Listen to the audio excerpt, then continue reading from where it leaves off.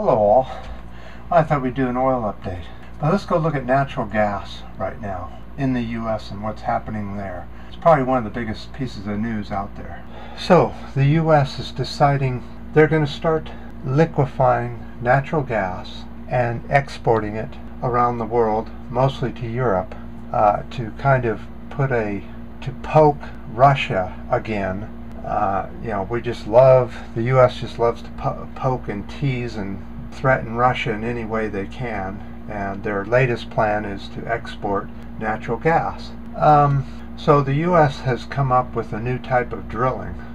They can drill 5,400 feet in just 6 days, which is incredible. They say they have a new chip inside, little computer chip inside of a drill head that allows it to change positions, which makes it able to drill faster. What's the downside of this?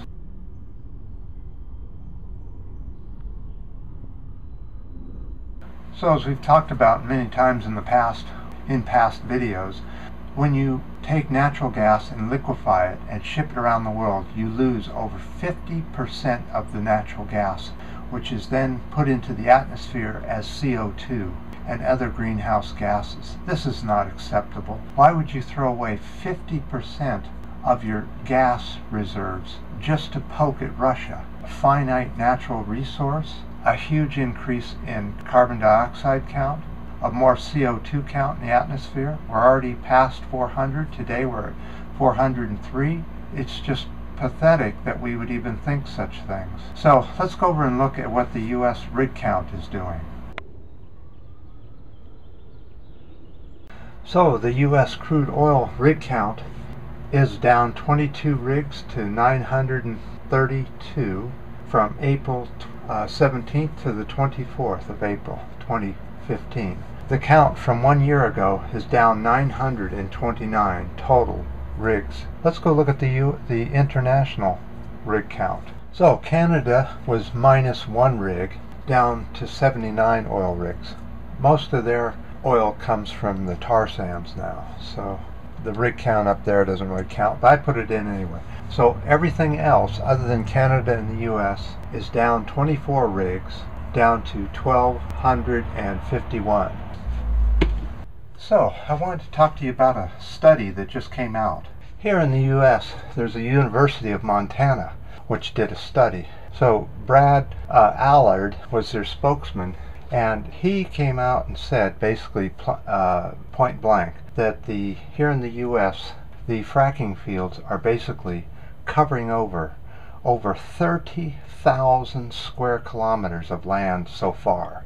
That's with the rig pad, the roads, and the storage. Some of these could be storage. There's also leaking going on in some of the wells and over a large area. So we're really polluting and destroying forever all these wild areas here in the US of Texas and Oklahoma and up through into Montana, and then the oil extraction goes up into Canada. So there's a lot of destruction that is caused by this, and according to this study, they've asked, and most well owners do not, after the oil's been all drained out, do not restore the land to what it was before. It is just left. Well, with the stock market going up and down like a yo-yo, let's go find out what Brent Crude's trading at. So we'll do the whole month of what Brent Crude futures are. The reason we use Brent Crude is because that's the most used oil nowadays. So we started out back for March at about 56.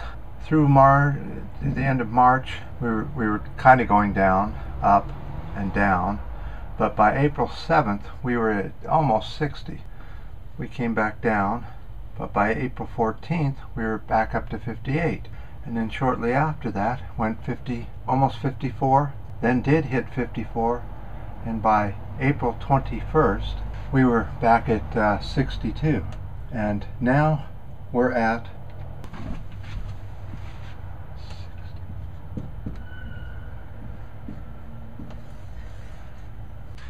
Okay, we haven't talked about barges in the bay in a few weeks. Let's go look at seeing what's happening on San Francisco Bay. They parked the barges full of oil waiting to be processed into gasoline which supplies California, Oregon, and parts of Washington State. So you can kind of get an idea of what the gasoline supply is going to be. If there are no barges in San Francisco Bay, we're in trouble. Anything above a 2 is good.